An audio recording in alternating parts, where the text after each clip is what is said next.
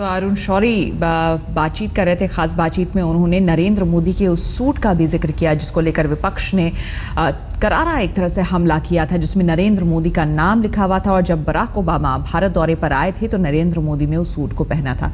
उस पर अरुण शौरी ने साफ तौर पर यह कहा कि ये नहीं पता कि किसने वो सूट दिया था, लेकिन नरेंद्र मोदी को, जो कि हमेशा गांधी जी की बात किया करते हैं, उनको कम से कम इन सब तरह की चीज़ों से दूर रहना चाहिए। नरेंद्र मोदी पर अरुण शौरी का हमला इस मायने में हैरानी पैदा करने वाला है कि उन्होंने उस दौर में चुनौती दी है जब मोदी की जय जयकार हो रही है, लेकिन जब महत्वाकांक्षा का दरिया सूखने लगे तो सब्र कहाँ रह जाता है। शौरी के साथ भी शायद कुछ ऐसा ही हुआ। अब और किसी फर्दा के लिए इन आंखों से क्या पैमा कीजिए। Now for another morrow, what promise will you make to these tired eyes?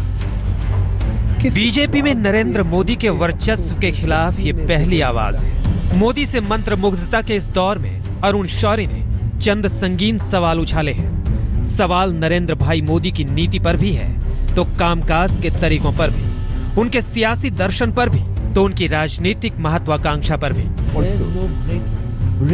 आज तक के सहयोगी चैनल हेडलाइंस टुडे के मंच से शौरी ने मोदी पर बेलाग टिप्पणियां की।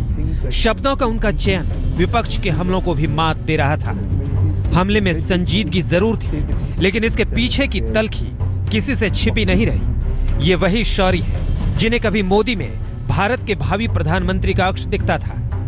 2009 के लोकसभा चुनाव के बाद शौरी ने मोदी की उम्मीदवारी की वकालत की थी। तब शौरी ने तब के बीजेपी अध्यक्ष राजनाथ सिंह पर खुला निशाना साधा था। राजनाथ सिंह के लिए हम्टी डम्टी जैसे जुमले का इस्तेमाल किया था।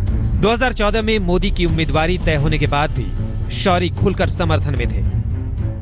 मेरी राय में यही अपॉर्चुनिटी नहीं है कि भी इस बार का प्राइम मिनिस्टर आप गुजरात के लोग चुने, मगर अगली बार का प्राइम मिनिस्टर भी गुजरात से ही हो,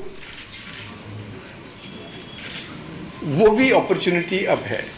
लेकिन अब अचानक शौरी ने तेवर बदल लिए हैं। तारीफ की जगह तिलमिलाहट दिखने लगी है, तो इसकी भी अपनी वजह है। सूत्रों के मुताबिक अरुण शौरी मोदी राज में बड़ी हैसियत और बड़े ओहदे की अपेक्षा कर रहे थे। शौरी को वित्त, वाणिज्य या रेल मंत्रालय मिलने की उम्मीद थी। चुनाव नतीजे आने के बाद मोदी से उनकी मुलाकातें भी हुई, लेकिन मोदी ने सुरेश प्रभु को रेल मंत्रालय देने का अप्रत्याशित फैसला लिया। मोदी के भरोसेमंद अरुण जेटली वित्त मंत्री बना दिए गए।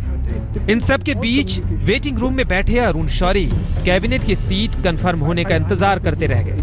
इंतजार की घड़ियां लंबी होती गई तो सब्र का बांध भी टूटा।